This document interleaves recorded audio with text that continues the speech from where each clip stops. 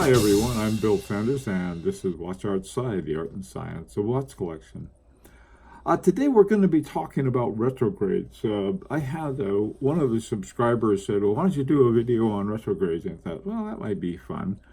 And so let's start off with what is a retrograde. And essentially a retrograde is any kind of indicator that goes up and then goes back again. It retrogrades to the starting point. Probably the most common one that if you have a watch would be on a power reserve indicator.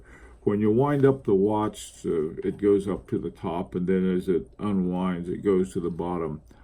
Here's one right here on my FP Journe Chronomet Souverain, and the watch I'm wearing is a Beauvais 1930, and it's got a little retrograde power reserve indicator. But the ones that I really want to look at, I think the ones that really make a sort of as a mechanically interesting thing are your like the dates. Here's on the calendar there, it goes from 1 to 31 and then pops back to 1 and then goes through that until, it's just the way it keeps months. And it uses less space than using the rim or some other ways. There are a lot of different reasons for it, and of course there's, well, what else? I mean, it's a more complete use of dial space. Now here's one from Longines and Maurice Lacroix. You have quite a few watches with retrogrades, so it's sort of from an affordable one as well as some of the ones that aren't so affordable. Okay, so let's look at this one. At 12 o'clock, there's the days of the weeks. At 3 o'clock, it has the day of the month. At 6 o'clock, it has the seconds. And then over at 9 o'clock on the left side, there's a 24-hour timer. So, I mean, that's really uses it. And then around the sides, you can have your circular hours and minutes. And then it also has a moon phase as well. For that's not retrograde. So when you have retrograde, it's not all retrograde. The mechanics behind it, Agenhor sent me for my Harry Winston. They sent me a picture of what the retrograde was, and on the left side it has these little retrograde seconds that really moves along, and then on the right side it has the days of the week. The one on the left is the perpetual calendar retrograde, also made by Agenhor. So these are things that you put on top of an existing movement. The one, for example, on the right over there, that's for my Harry Winston. The movement itself was a Girard Perregaux movement, and then this was an Agenhor module for the retrograde, for the bi-retrograde. Let me show you a quick video that I made of how retrograde works, and I'm using my Harry Winston here. The second retrograde is every 30 seconds it pops back and starts over again. You can see it here, how it's working. On the day over here for the day of the week, there's a little pusher. And this retrograde here it is on Sunday, you push it, and then it's Monday, Tuesday, Wednesday, Thursday, Friday, Saturday, and Sunday again. So that's a simple dual retrograde. Now on this particular watch, there's the little button over here is for setting the days of the week, but as the days change, like the date, they just pop, they go down, and it's automatic. So this button is just for setting the retrograde, not the only mechanism in it for running it. Now, and looking at another Agenhor device, this is an Agengraph chronograph, which is probably the most incredible chronograph around. They won a bunch of prizes for it. essentially what you have, I don't know, this is something called a snail cam.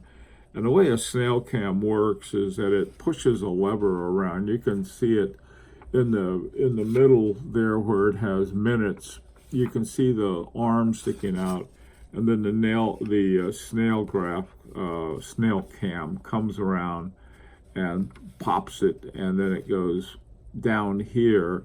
And what happens? It'll flip it back to the top on the mechanism that uses it. But the real key, I think, to most retrogrades is a snail cam, and it looks something like this, but there's all different kinds of shapes to it.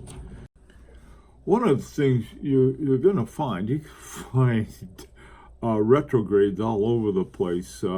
Here's a brigade tradition, and the reason I use that is point out that they're not exactly new.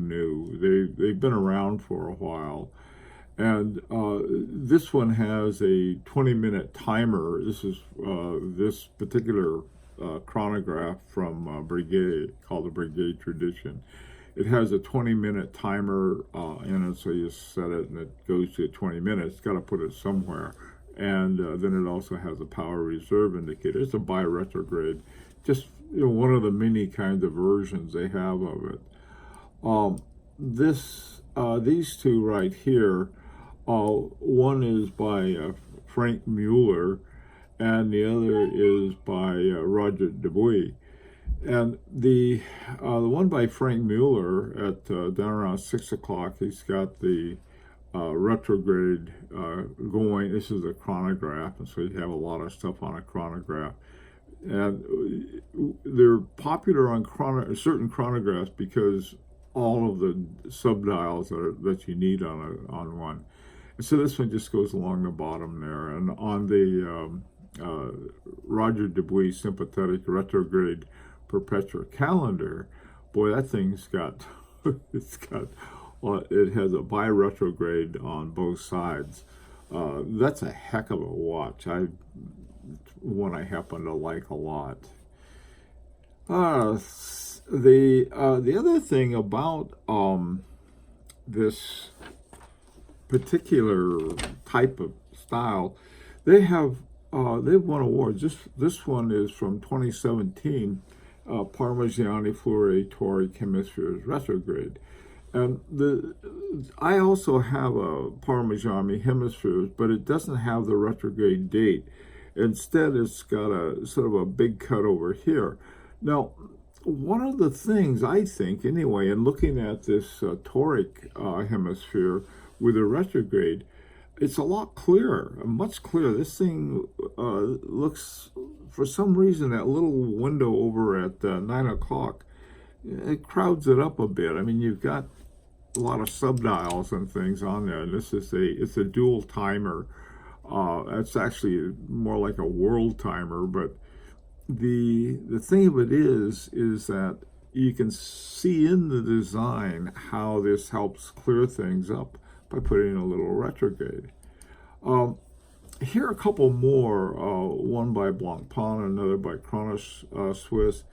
The Chronos Swiss chronograph retrograde and the Blancpain Villeray large date jour retrograde. That has the days of the week.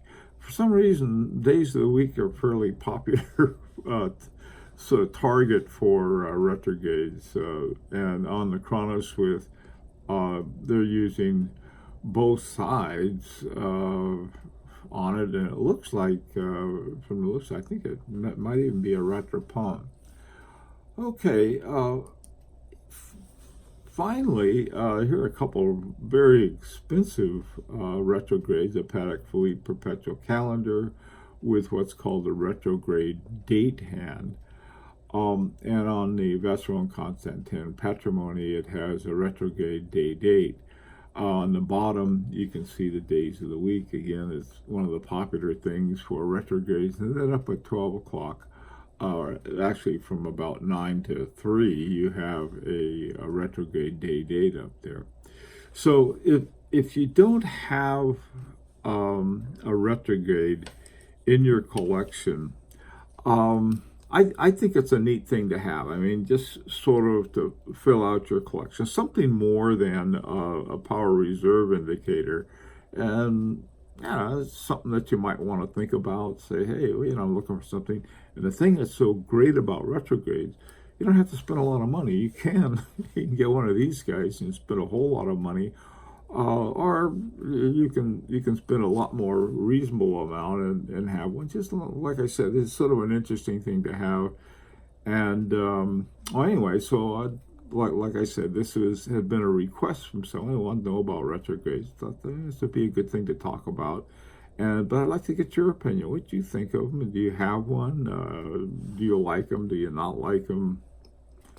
Like to hear your opinion as always. And as always, this is an invitation to subscribe if you'd like. And until Sunday, when we have another collection review, this is Bill Sanders for Watch Art Side, the Art and Science of Watch Collection.